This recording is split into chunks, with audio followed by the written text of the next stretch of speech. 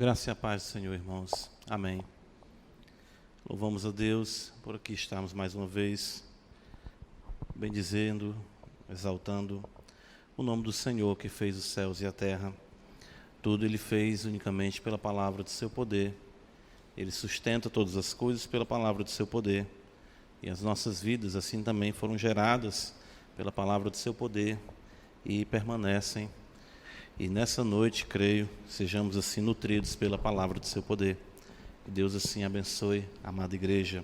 Que o Senhor nos ajude para a glória do seu nome. Amém. Evangelho de Mateus, capítulo 13. Abra comigo a escritura. Nós vamos ler do verso 31 ao verso 33.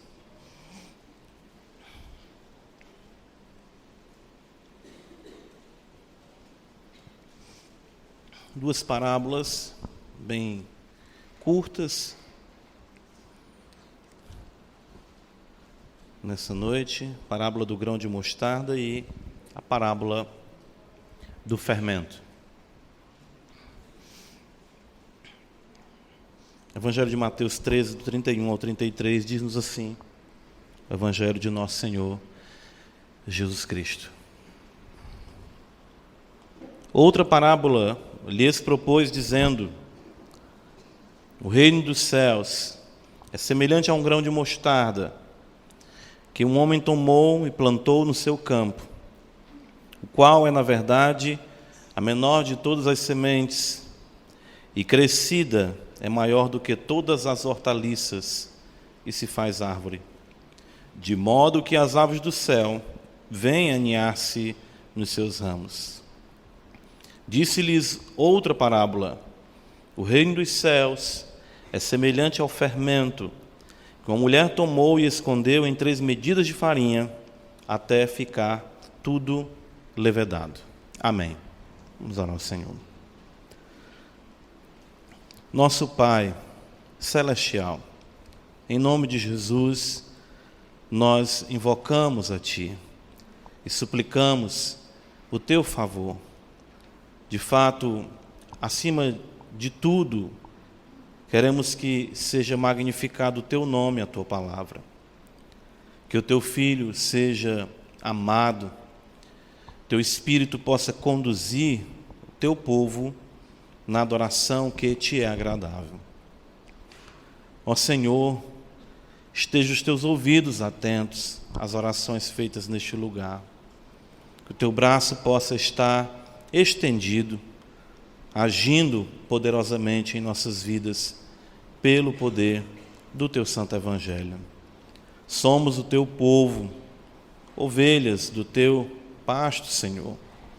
Nossas vidas foram compradas por Ti, de fato, nossas vidas foram impactadas pela verdade da Tua palavra de maneira permanente, e nós Te louvamos por isso. Porque Tu, Senhor, mudou a nossa história, Tu nos fez o Teu povo, e nós Te louvamos por isso. Não estava em nós, mas o Senhor, bondosamente, desde toda a eternidade, resolveu nos amar e nos atrair para Si eficazmente. E vitoriosamente o Teu Evangelho tem, assim, Senhor, agido em nossas vidas. Cada dia, cada ano que passa, nós podemos ver a Tua boa mão e suplicamos o Teu favor para que nossas vidas sejam aperfeiçoadas mais e mais, para nos encontrarmos contigo, porque este é o grande propósito da nossa existência. Viver para Ti, morrer para Ti, como afirmamos já hoje, cremos que levantados, ressurretos, Senhor, poderemos estar em Tua presença, contemplando a Tua beleza na face do Teu Filho, plenamente. Ajuda a Tua igreja, ajuda o Teu povo nessa geração, ajuda-nos a sermos fiéis, para que, de fato, ó Deus, a Tua palavra seja anunciada com fidelidade. Fortalece cada lar que aqui está, cada homem, cada mulher, cada jovem e criança. Ó Senhor, que os papéis que o Senhor estabeleceu para cada um possam ser vividos no poder do Teu Espírito, de forma agradável a Ti. Na rotina, no dia a dia, no trabalhar, no estudar, na lida do lar, Seja engrandecido o Senhor, que fez os céus e a terra. Abençoa o teu povo. E aqueles que ainda não te conhecem, cujas mentes estão ainda entenebrecidas, faz brilhar a tua luz, Senhor. Faz a glória do teu evangelho de forma intensa, capturar para ti todas as afeições que ainda não estão voltadas para ti. Para a glória do teu nome, nos ajuda, para que venhamos te adorar em espírito e em verdade. Nós te agradecemos por tudo, Senhor, em nome do teu Filho, Senhor Jesus Cristo. Amém. Meus irmãos, em nosso sermão introdutório, mais uma vez me reporto a ele, porque ali nós destacamos princípios que, como nós afirmamos, iriam nos nortear na compreensão das parábolas do reino.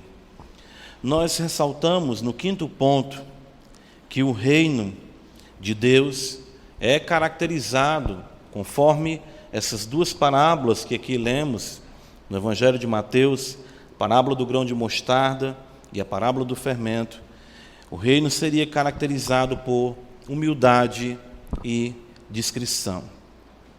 Ora, irmãos, isso não poderia ser diferente ante o fato, se nós considerarmos o modus operandi de Deus em toda a literatura bíblica.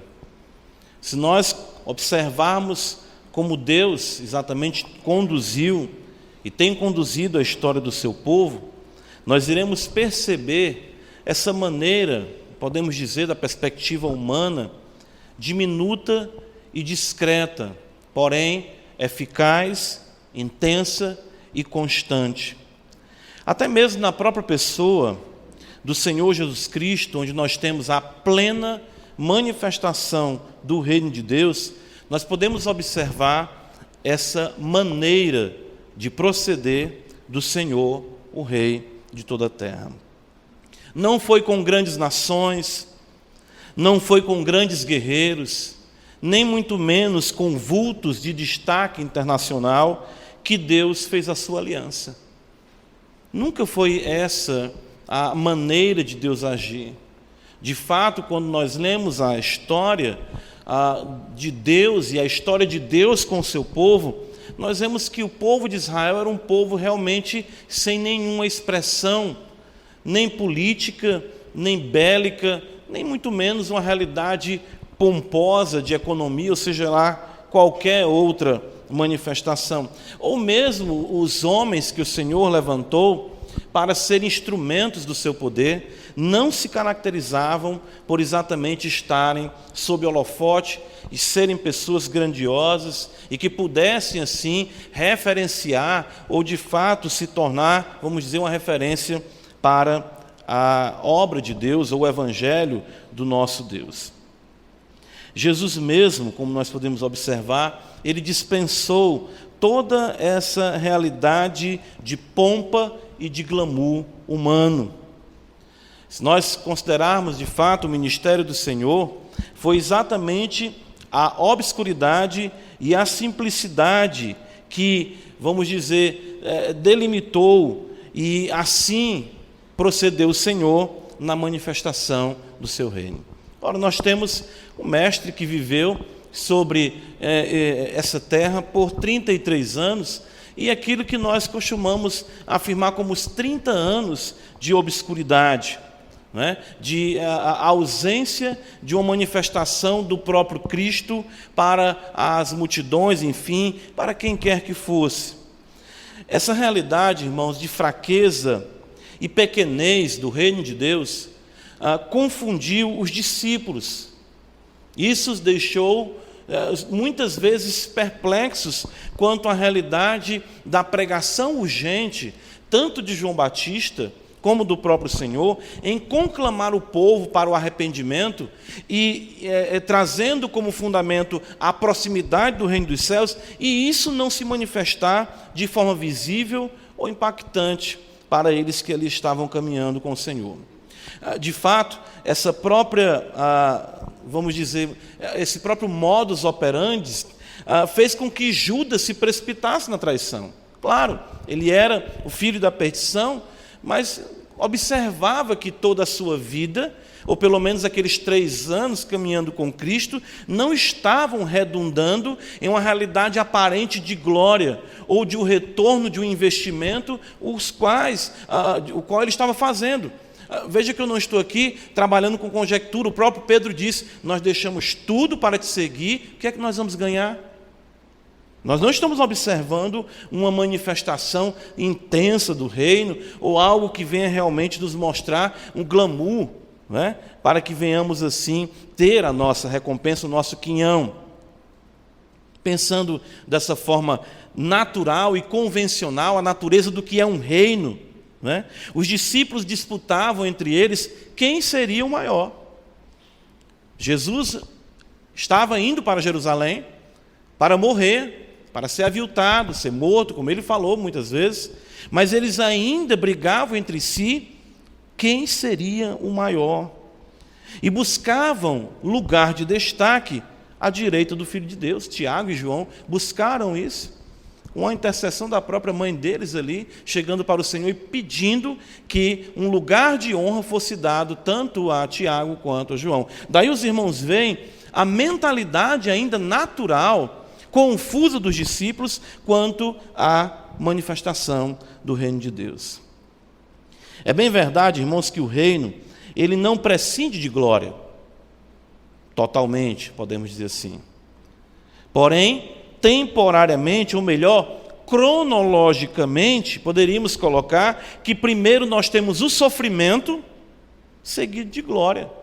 É assim que o Senhor Jesus Cristo ensinou. É assim que Pedro depois aprendeu, escrevendo na sua epístola: primeiro o sofrimento e depois a glória.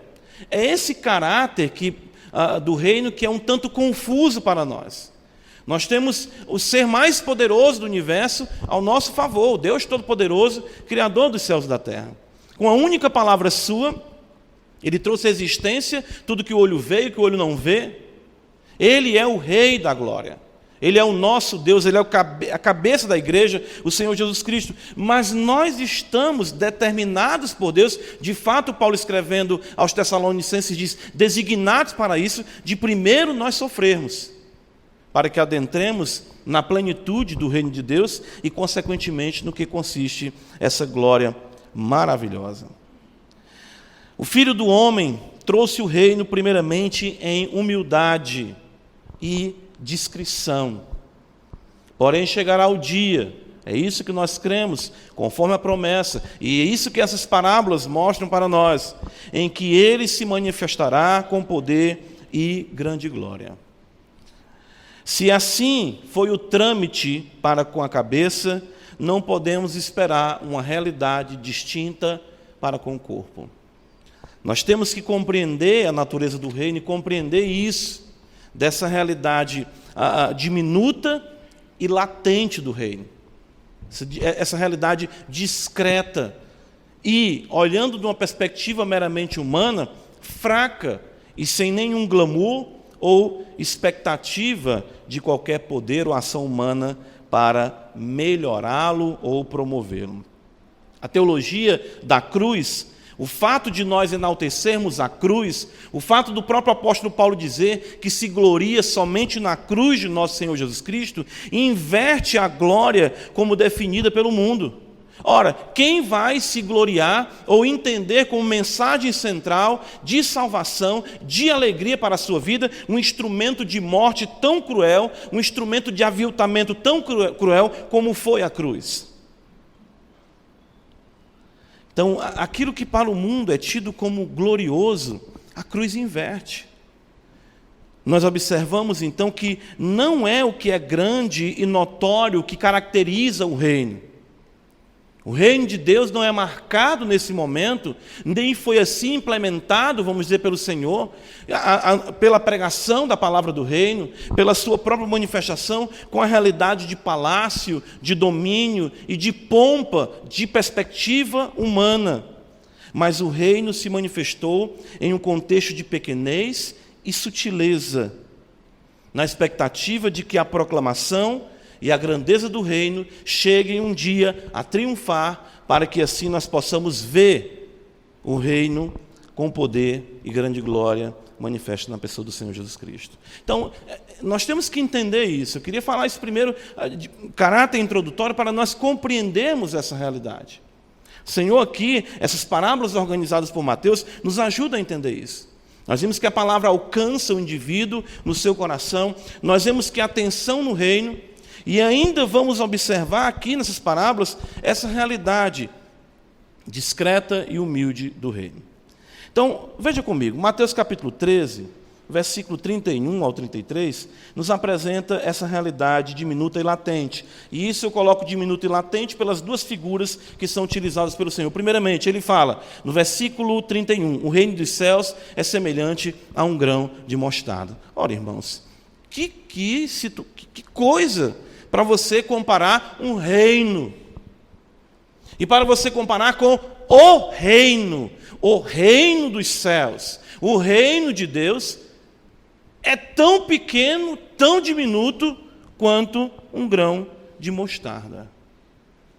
Isso é algo completamente paradoxal para nós compreendermos isso. Ou seja, o reino de Deus, Jesus compara com algo menor do que o botão da minha camisa que eu estou aqui, exatamente vestindo diante de vocês.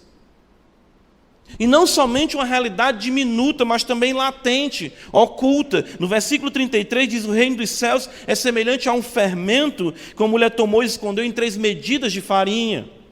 Isso caracteriza também a realidade pequena, oculta, latente do reino. 3 medidas de farinha correspondiam aqui aproximadamente a 66 litros de farinha, onde uma pequena porção de fermento iria ali ser misturada e sumir. Diante da massa que haveria de ser preparada, o fermento também tem uma realidade bem pequena.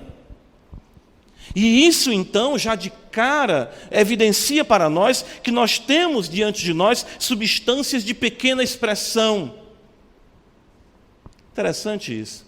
O reino de Deus, de uma realidade diminuta e latente, no qual nós não podemos observar uma expressão do mesmo em proporção ou em aferição humana.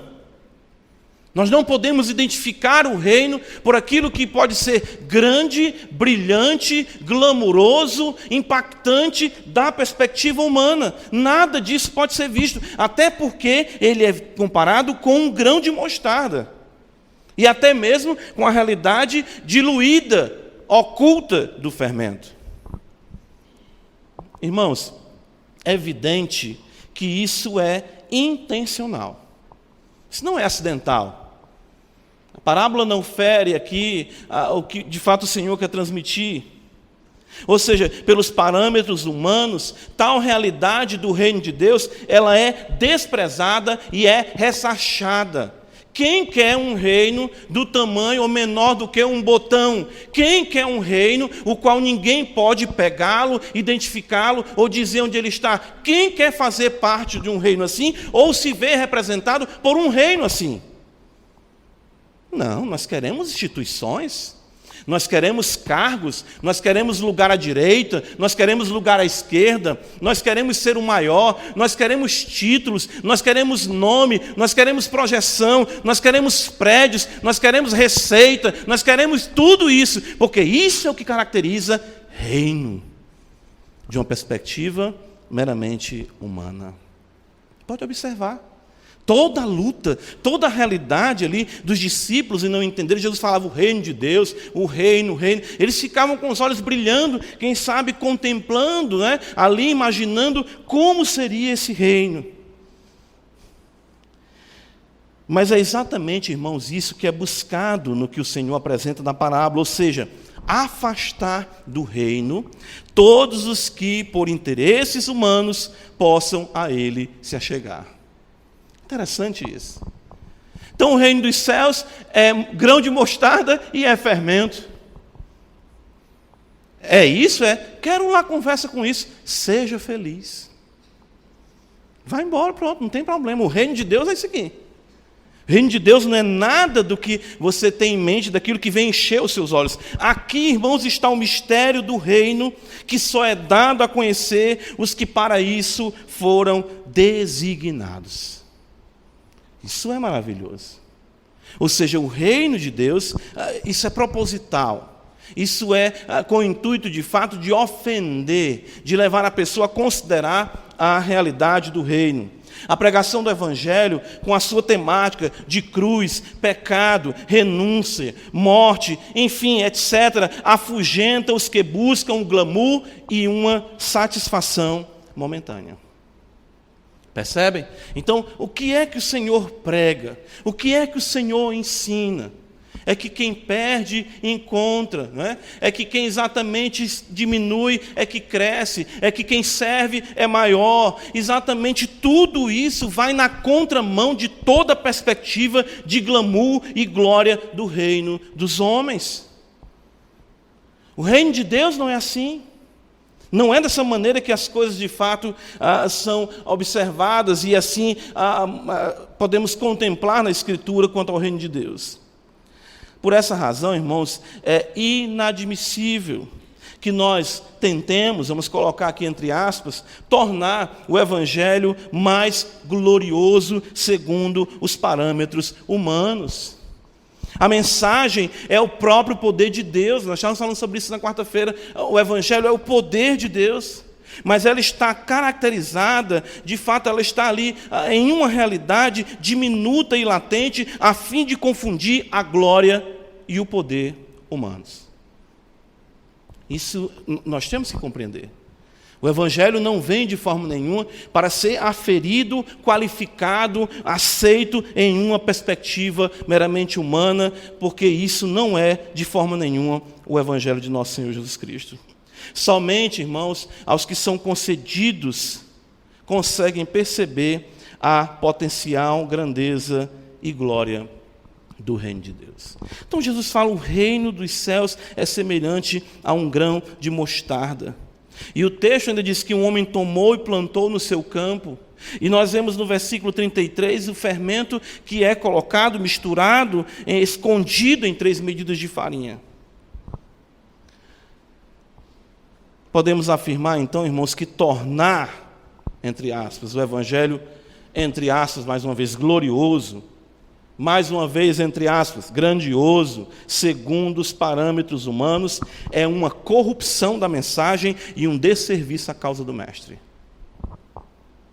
Nós tentarmos fazer o Evangelho assim, vai trazer um resultado muito negativo. É atrair para a igreja pessoas que ele não quer atrair.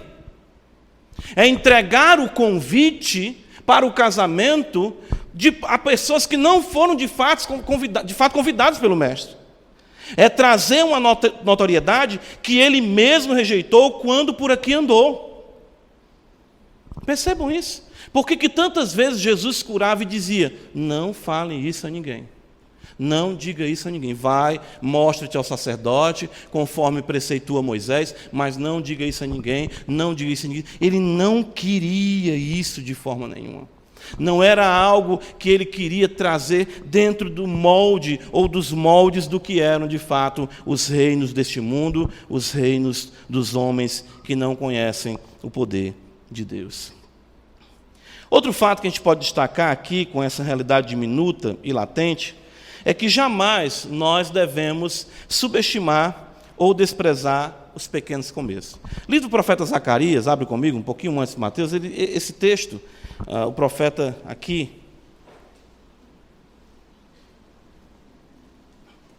nos traz, principalmente com o retorno do povo e a reconstrução do templo, os pequenos começos, de fato, é interessante, porque nós não devemos almejar isso de uma perspectiva humana, e não devemos olhar para a realidade do Evangelho, para a realidade do reino de Deus na nossa vida e dizer: como é, nós somos poucos, ou no sentido de como é pouco o poder, como é pouca a glória, como é pouco o reconhecimento público, como é pouco a representatividade política, como é pouco. Não.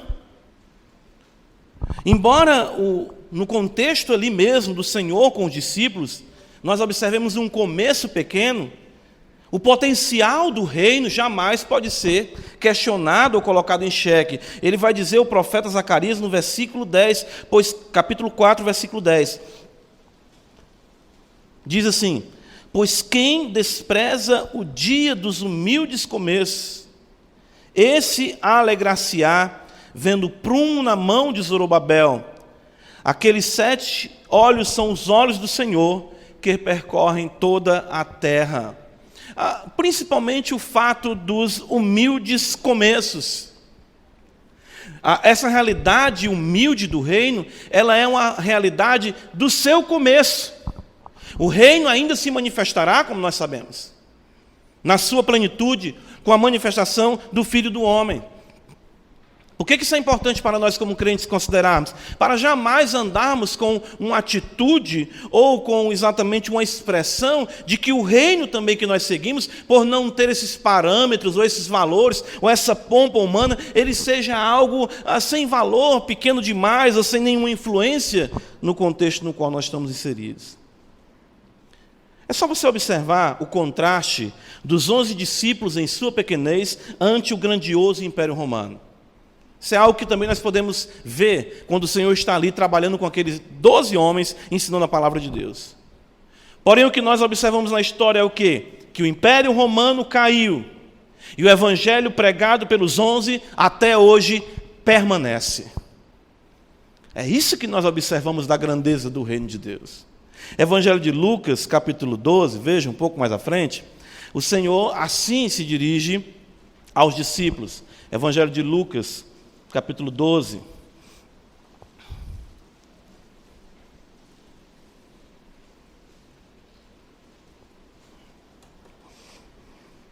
Lucas capítulo 12, veja, o texto nos diz assim, versículo de número 32. Não temais, ó pequenino rebanho, porque vosso Pai se agradou em dar-vos o quê? O reino. Percebem? Aquele pequenino rebanho. Ou seja, nós estamos aqui comparando a realidade do mundo aí fora, nós somos um rebanho pequenino. Comparando a glória, o dinheiro, o poder, comparando as instituições, enfim, tudo que está aí fora, nós somos de uma realidade ínfima nesse mundo.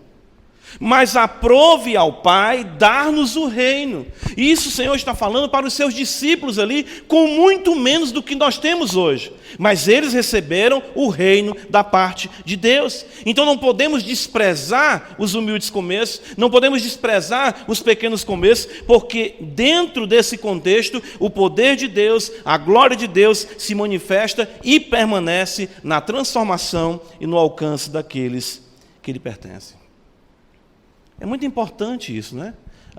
Nós considerarmos isso e analisarmos dentro dessa pressão que o mundo faz, dentro dessa demanda que o mundo exatamente estabelece para nós, como sinônimo de grandeza, de poder, de reconhecimento, de fama, de nome, entre outras coisas mais.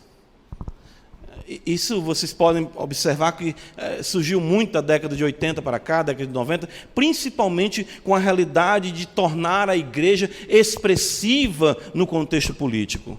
Como se a igreja ela precisasse dessa realidade a ponto de misturar a missão da igreja no que concerne a proclamação do Evangelho com interesses políticos ou representatividade dentro da nossa esfera governamental. Mateus capítulo 13, nós vemos ainda, volta comigo, uma realidade diminuta, latente, o reino de Deus assim se apresenta, mas também uma realidade orgânica e viva. Não é redundante o que eu estou dizendo, certo? É intencional, não é aqui pleonasmo, orgânica e viva, não, é intencional. Por quê? Deixa eu explicar para os irmãos. Veja no Mateus capítulo 13, versículo 31. O texto diz assim para nós. O reino dos céus é semelhante a um grão de mostarda que o homem tomou e plantou no seu campo. Ele diz, o qual é, na verdade, a menor de todas as sementes. Veja, e crescida. No versículo 33, o Senhor fala ainda, dizendo para nós, o reino dos céus é semelhante ao fermento, como mulher tomou e escondeu em 3 medidas de farinha, diz para nós o texto, até ficar tudo levedado. Ambas as figuras denotam um crescimento vivo. A semente que cresce e o fermento ali também que impregna, influencia a massa na qual ele é colocada. que eu falei essa realidade orgânica e viva? Evangelho de João, capítulo 15, veja, versículo de número 1 e o 2.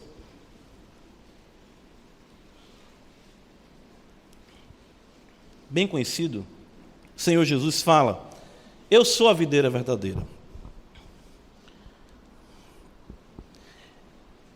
Meu Pai é o agricultor. Todo ramo que estando em mim não der fruto, Ele o corta. Veja, Ele participa, vamos dizer, dessa realidade orgânica de envolvimento com a videira, mas não dá fruto. O que é que o Senhor diz? Ele o corta. E todo que dá fruto, que está conectado a mim, de fato recebendo a seiva, limpa para que produza mais fruto ainda. Então, quando nós observamos a questão do reino de Deus, nós observamos uma realidade que ela é viva, dinâmica e produtiva naqueles que são chamados por Deus. Assim se caracteriza o reino. Não é mecânico e nem é artificial. Isso é muito importante. Nós não podemos, irmãos, produzir vida, nem muito menos manter a vida. É por isso que o ramo tem que estar ali enxertado e exatamente produzir fruto, porque isso é evidência de que aquele ramo está recebendo de Deus não só a realidade de estar ali, mas a sua subsistência, a sua permanência também. Atos dos Apóstolos, Paulo vai dizer, num texto bem conhecido para nós, no capítulo 17, versículo 28, Lucas diz, registrando a pregação de Paulo, que nele nós vivemos, nos movemos e existimos. Se isso é um fato quanto à nossa subsistência física, quanto mais a nossa realidade espiritual. Então o reino de Deus aqui, o Senhor apresenta para nós nessa realidade dinâmica de vida, diminuta, latente, talvez não tão evidente, mais na frente vai ficar, nós vamos ver na parábola, mas ainda assim pulsando a vida. Quase não perceptível, mas a vida está lá, crescendo, crescendo e crescendo. Isso é importante nós considerarmos no que concerne o reino de Deus. Daqui, irmãos, nós aprendemos que a realidade do reino não se dá pelas superproduções da atualidade. Não se dá. É importante nós entendermos isso, porque a semente aqui, no caso o grão de mostarda, e a própria realidade do fermento, apresentam para nós um crescimento oculto, paulatino.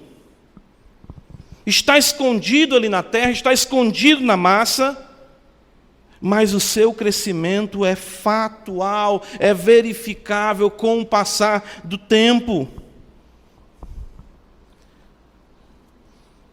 Até isso nós consideramos quanto tempo Jesus passou se preparando para um ministério de 3 anos, né? Quanto tempo?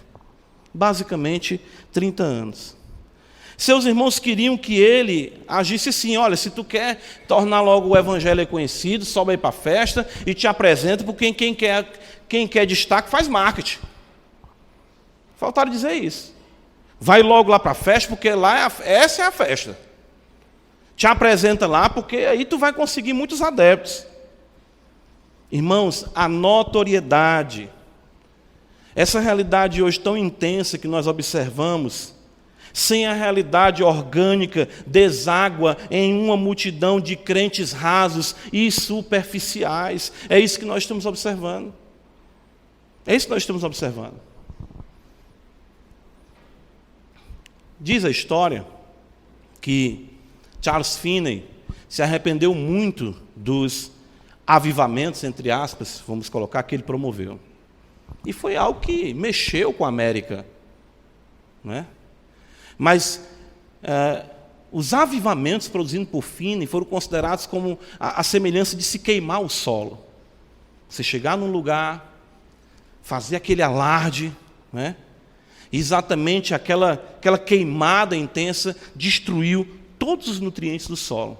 De modo que livros que li que tratam dessa realidade, tem um muito bom que é Charles Finney e a Secularização da Igreja, dizem que nesses lugares, até hoje, quando da data da autoria do livro, o evangelho tinha dificuldade de florescer.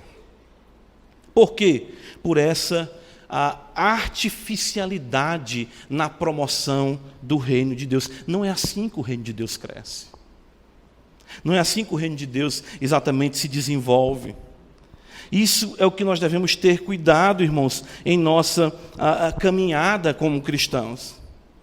A realidade do reino se desenvolve na bendita rotina da mesmice da vida cristã de uma igreja local. Coloco mesmice aqui entre aspas. Certo? Não são... A gente vê muito isso aí. Eu estava mesmo caminhando essa semana ali no bairro onde eu moro, e o carro de som passa e dizendo, olha, cruzada, eu fico com medo que pegue um cruzado em mim, né? Cruzada tal, o pregador tal, esse pregador cruzado, ou seja, coisas que vão mudar a história daquele bairro, coisas que vão mudar a história daquelas pessoas. Não são assim que as coisas realmente se apresentam em nossa vida, em nossa realidade cristã. O aspecto orgânico terá sua maior eficácia no quarto, no anonimato, na obscuridade. As grandes transformações na vida do povo de Deus, o desenvolvimento do reino de Deus se dá entre quatro paredes. Entra no teu quarto, fecha a tua porta e teu pai que vem em secreto te recompensará. É isso. Nós não vemos exatamente isso. Observem a vida dos apóstolos, observem a vida, o ensino deles.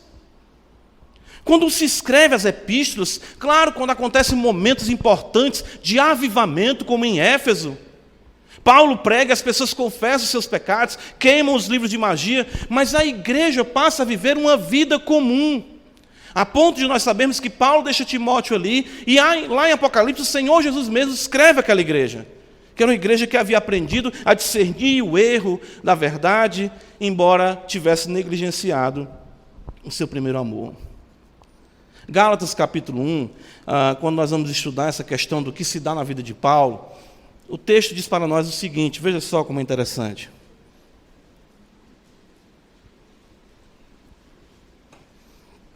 Gálatas 1, versículo 10, veja o que Paulo diz. Porventura procuro eu agora o favor dos homens ou de Deus? Olha só, irmão, só isso aqui já... Né? Nós vivemos hoje em tantas tramas, em tantas realidades de toma lá, da cá, existem tantos bastidores feios no contexto eclesiástico, no contexto nosso que não deveria existir. Paulo diz, eu busco o favor de Deus, ou procuro agradar homens. Se agradasse ainda a homens, não seria servo de Cristo. Faço-vos, porém, saber, irmãos, que o evangelho por mim anunciado não é segundo o homem. Porque eu não recebi, nem aprendi de homem algum, mas mediante a revelação de Jesus Cristo. Porque ouviste qual o meu procedimento outrora no judaísmo, que sobremaneira perseguia eu a igreja de Deus e a devastava. E na minha nação, quanto ao judaísmo, avantajava-me a muitos da minha idade, sendo extremamente zeloso das tradições de meus pais. Isso poderia ser usado por Paulo como plataforma de promoção. Em Filipenses ele diz, eu considero tudo isso como esterco. Não é assim que o reino trabalha, não é com exatamente o favor do homem, não é com a glória do homem, não é com o nome dos homens. Paulo diz isso. Quando, porém, o que me separou antes de eu nascer e me chamou pela sua graça, aprove revelar seu filho em mim, para que eu pregasse entre os gentios, sem detença não consultei carne e sangue. Nem subi a Jerusalém para os que já eram apóstolos antes de mim, mas parti para as regiões da Arábia e voltei outra vez para Damasco. Versículo 18, decorrido 3 anos, é aqui onde muitos vão dizer que Paulo passa 3 anos também. Como? No anonimato, na obscuridade, aprendendo, revendo seus conceitos, vendo que tudo que tinha feito estava errado, que o reino de Deus não era como ele pensava. Isso é importante, irmãos. E é assim que nós vemos toda a realidade da Escritura e da manifestação do reino de Deus. Como é que Deus manifesta no seu reino?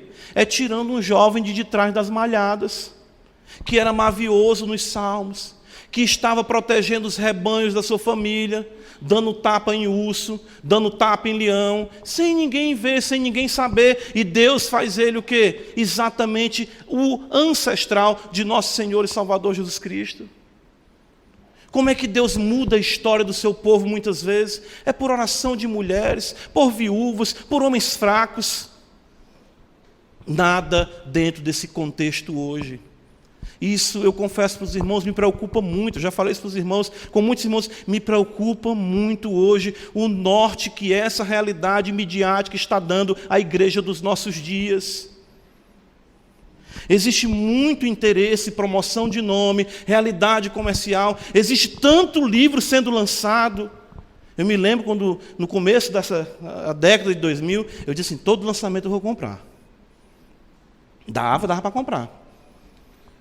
A PES lançava 2, a Fiel lançava 1, a Cultura lançava 2. Me endividava um pouquinho, minha esposa sabe, mas eu comprava 5, 6 livros.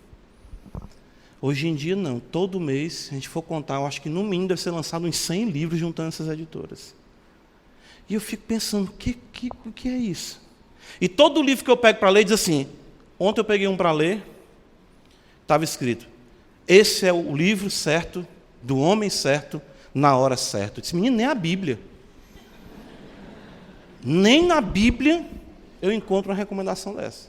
Eu peguei para me ler.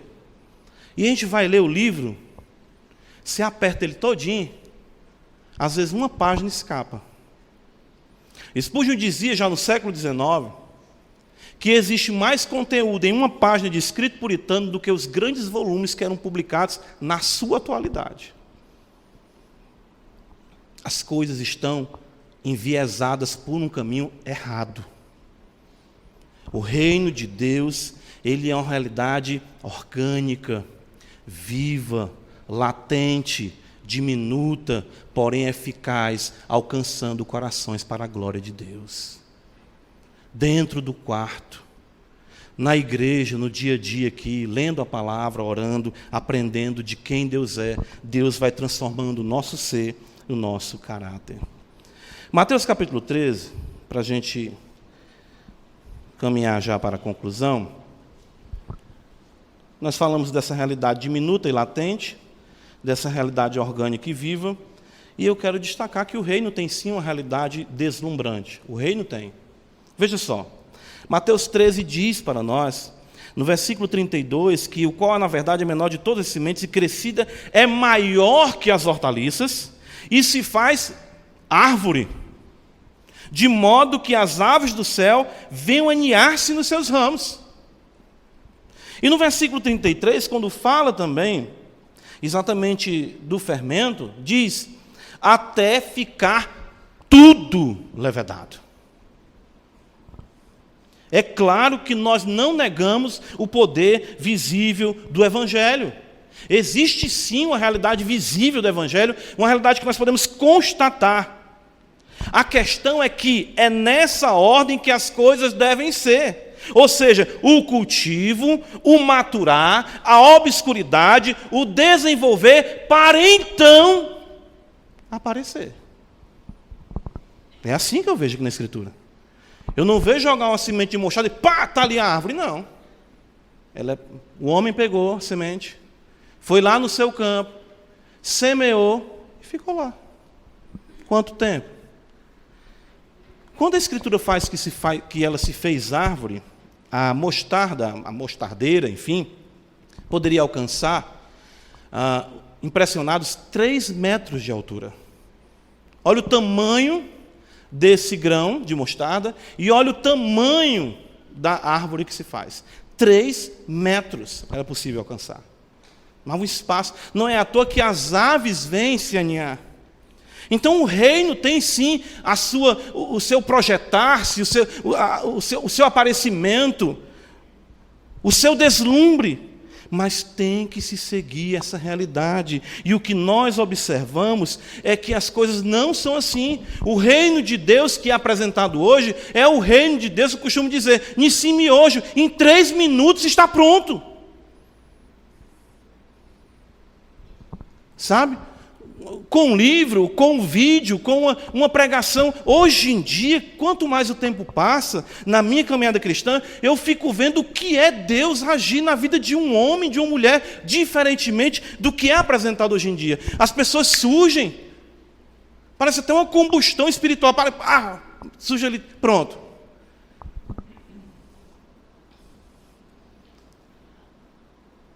Essa realidade deslumbrante, ela pode ser ressaltada em 2 aspectos.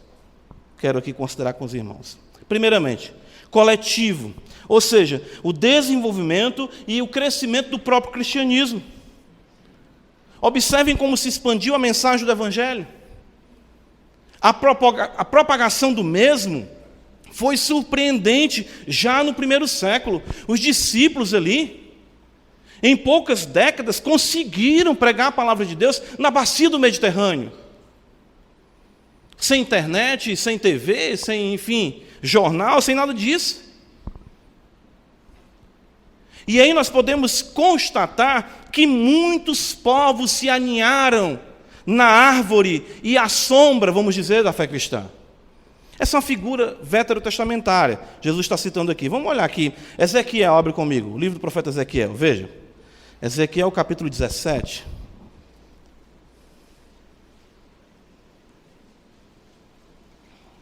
Na parábola das 2 águias e da videira, referindo-se ao reino de Deus ali, para o povo de Israel em sua restauração, Deus fala, no versículo 23 do capítulo 17 de Ezequiel, o seguinte: no monte alto de Israel o plantarei, e produzirá ramos, dará frutos, e se fará cedro excelente.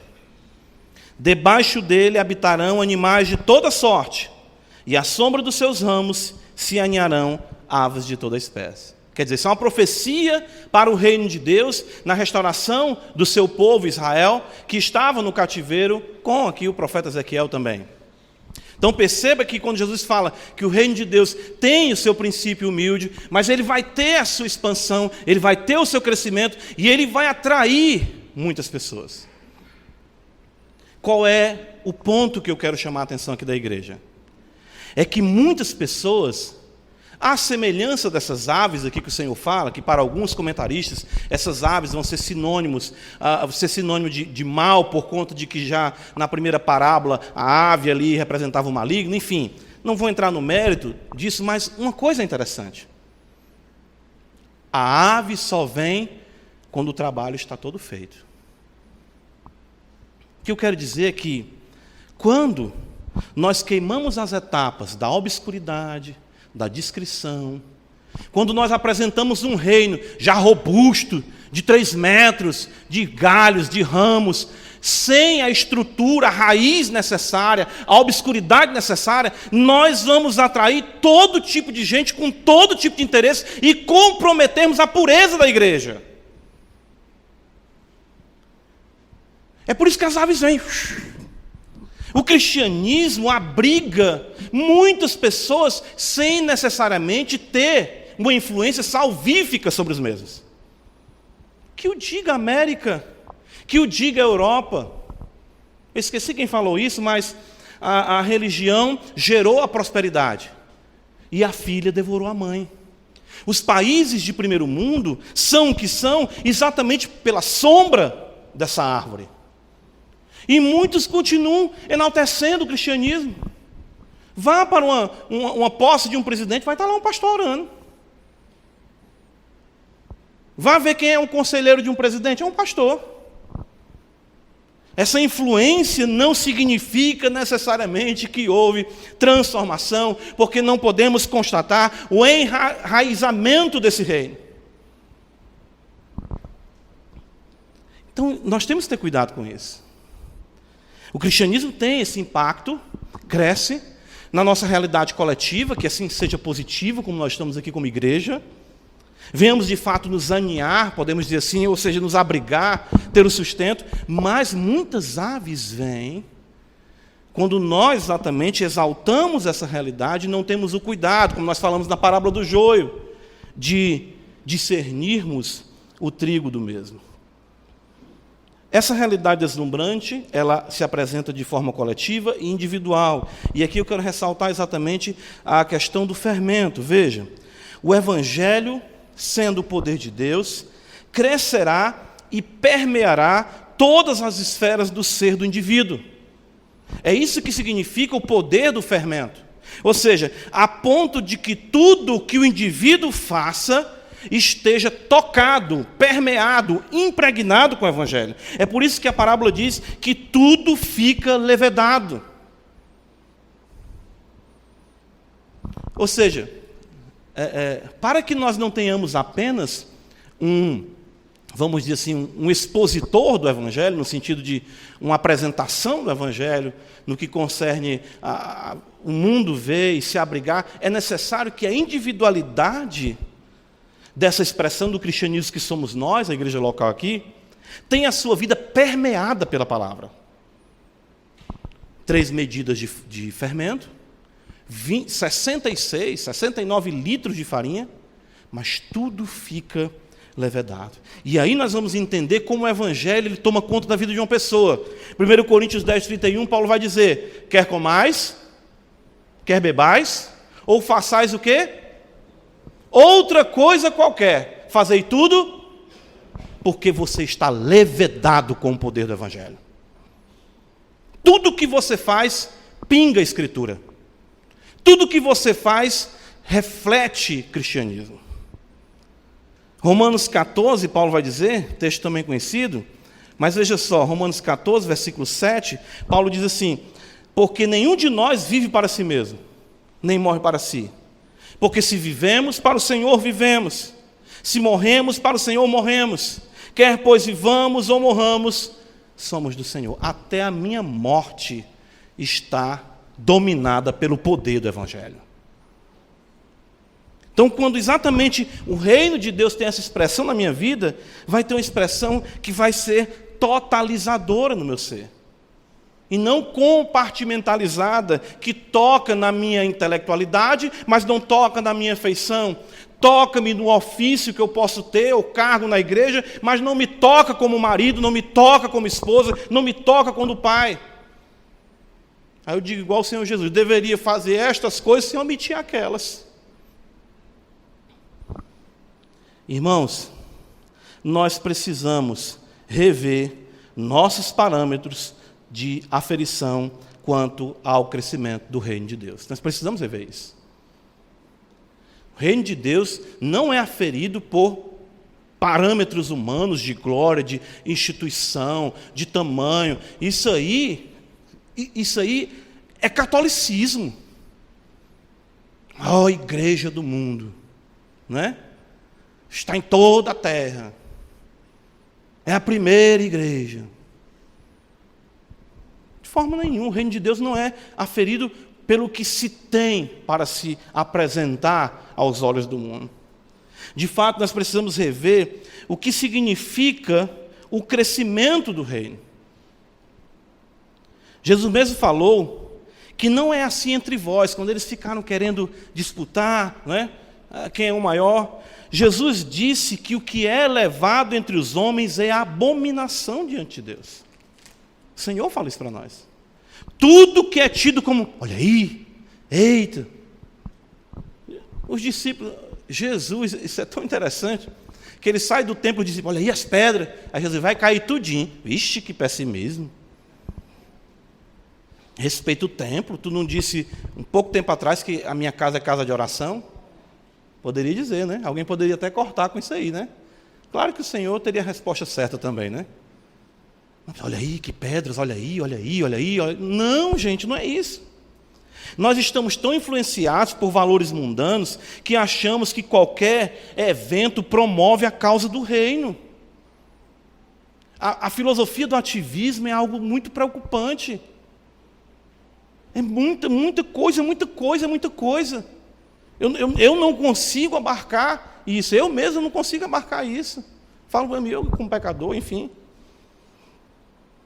Quando, na verdade, o reino está crescendo silentemente, no quarto de uma viúva e na simplicidade e rotina de uma igreja local. Foi assim que Deus estabeleceu. O reino está crescendo no quarto de uma viúva. Foi lá, aquela viúva colocando aqueles quadrantezinhos ali, Senhor, olha aí. E na realidade, na bendita rotina de uma igreja local. Eu posso falar isso com propriedade, vocês sabem, o quanto eu sou feliz pela igreja local. Né? Sofri com outras realidades que se apresentavam como igreja e não eram. Sim, o reino tem seu caráter glorioso. Podemos observar isso na sua permanência e avanço em 2 milênios, bem como na transformação radical e permanente dos pecadores. Veja, quando eu falo de radical, eu não estou falando de algo chocante. Eu estou falando que, de fato, é uma transformação na raiz. O Evangelho transforma de forma radical e permanente. Então, irmãos, vamos orar mais uma vez. Senhor, com consciência desse caráter do reino, com perspectiva correta, aferindo de forma correta, investindo de forma correta, se ocupando no reino de forma correta. Ou seja, como fala isso, orando no quarto, participando da vida comum da igreja e clamando para o nosso Deus. Venha o teu reino. Que Deus nos abençoe, irmãos. Amém. Senhor, venha o teu reino. Nos ajuda por amor do teu Filho. Não deixa sermos seduzidos pelos holofotes desse mundo. Mas o Senhor mesmo não tinha nada, mas de fato fez tudo. Não tinha nada de uma perspectiva humana, mas fez tudo de forma agradável ao Senhor. Ajuda a tua igreja. Dá-nos a percepção da realidade espiritual e que aquilo que for visível em nós seja de fato substanciado com a vida, com comunhão autêntica no poder do Espírito, no reino de Deus. Abençoa a tua igreja, Pai, em nome de Jesus nós te oramos. Amém.